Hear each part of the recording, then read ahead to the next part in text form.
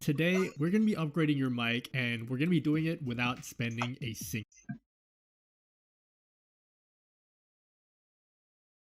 That's going to allow us to like raise the bass in our voice and raise the treble to give you that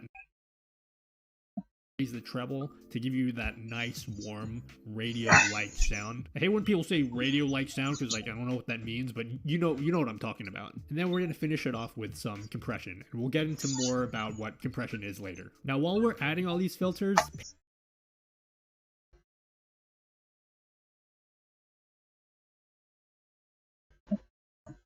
tabs, and for each tab you want to set the first.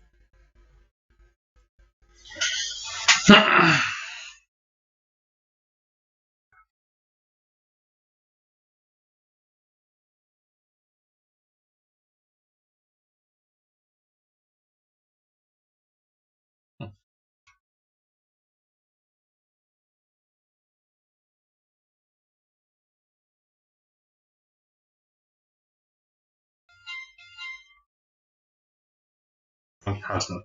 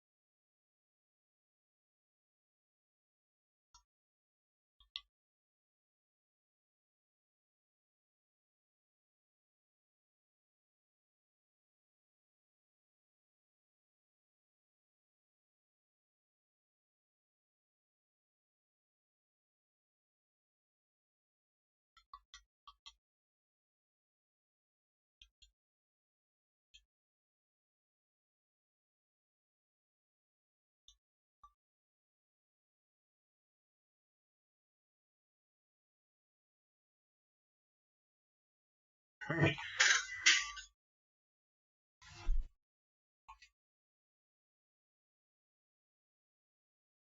Me still. Frag out for Lindsay.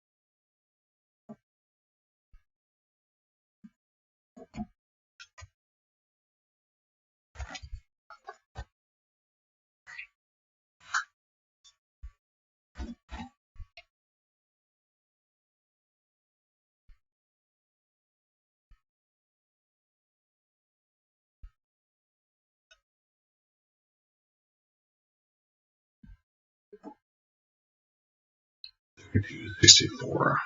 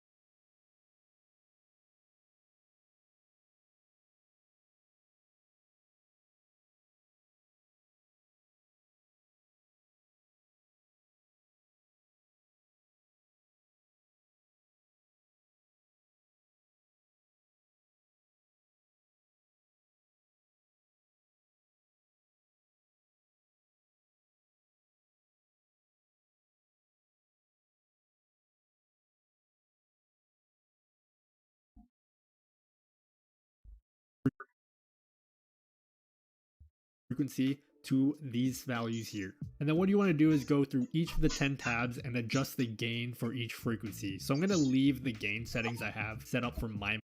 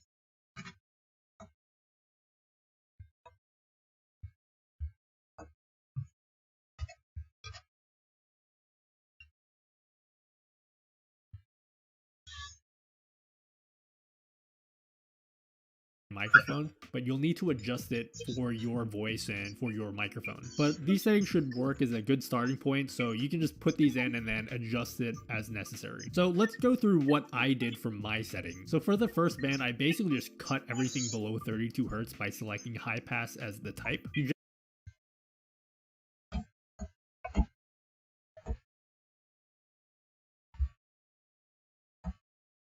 generally want to cut around like 80 to 100 Hertz to get rid of like that low frequency rumble in your desk, or if your mic just naturally sounds like too boomy. Now if your mic sounds like really thin like this mic and you want to add like some bass to it, you want to boost the frequencies up to about like 250 to 300 Hertz. And in my case, I actually like really needed to add a ton. Now if your voice sounds like muddy and like nasally, you want to cut around like 500 to 1000 Hertz just to get rid of the mids. So in my case, I just dropped the mids like a couple dB, nothing too crisp. And then finally I added just a little bit of a boost to like the 3000 to 4000 Hertz range. That just gives your voice a little bit of treble and makes it sound like really crisp. But beyond the 4000 Hertz range is where your voice can get like kind of sibilant. So that's gonna be like where your S sounds and your T sounds start to sound a little bit harsh and kind of piercing. So I'm going to enable my EQ settings so you can see just how much of a difference it's made. Here's an example of my voice sounds like with no EQ, and this is what my voice sounds like when I enable the EQ settings. If you want a little bit more info about what each frequency does, I've left some notes in the description box down below from the homie Coffee.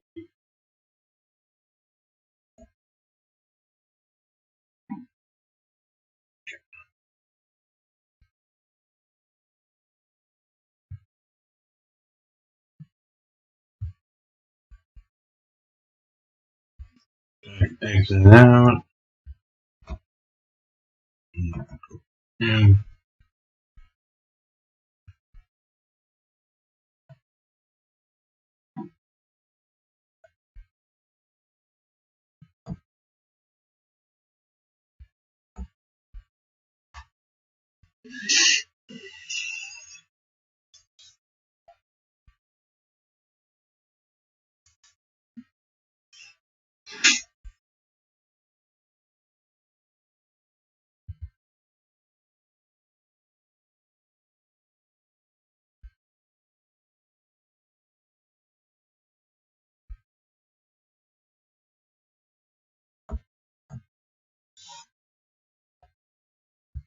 Media. If you guys really need help with your audio, he's super helpful. Go to his Twitch stream, ask him questions because he's like a gigantic nerd for audio.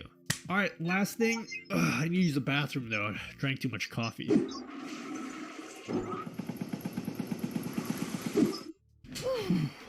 So the last thing we want to add is some compression. So compression can be a little bit confusing, so let me just give you a really basic explanation of what compression does. So if you're a streamer that tends to scream a lot, you're gonna have parts of your audio that sound really loud and then parts that sound really quiet. So what compression does is it squashes down your audio so that the loudest parts become quieter, and that way you get more consistent audio levels. But because you've effectively made your mic quieter, you need to add what's called the makeup gain to make up for the lost volume from the compression. So the way a compressor works is you set a threshold and then you set a ratio. And so what the ratio does is for every X dB you go above your threshold, your compressor will squash that audio down into 1 dB. For example, if I have a ratio of 2 to 1, every time my volume goes above a set threshold, the volume of my voice above that threshold will only be half as loud as it would be without the compressor. If you want like a super in-depth explanation of what compression is, go watch Booth Junkies. He does voiceover work for a living and his videos are